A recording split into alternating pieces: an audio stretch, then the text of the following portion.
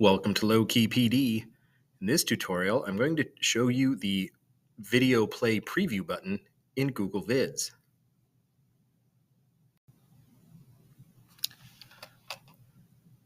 So when you're on your video project edit page, I want to draw your attention to the upper right-hand corner.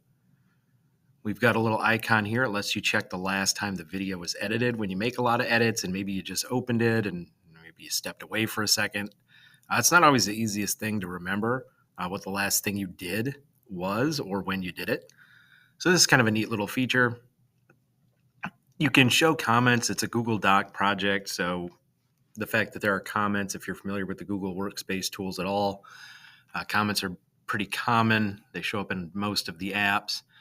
And you can click on the share button. It's a Google Docs. You can share it just like pretty much anything else. You can access your account information.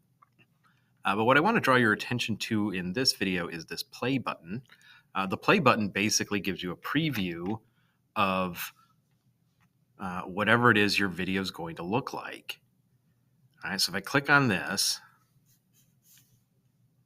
let me just make the volume up a little bit. It opens up a basic video player, and it's going to preview the video.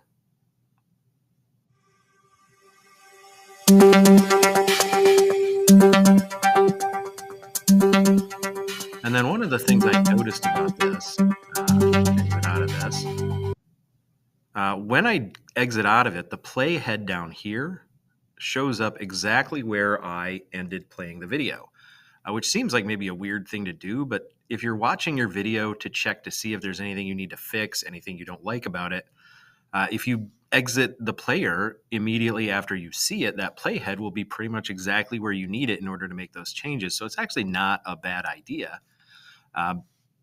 But it's this neat little video preview player so you get a better idea of what your project's actually going to look like on a screen when other people watch it.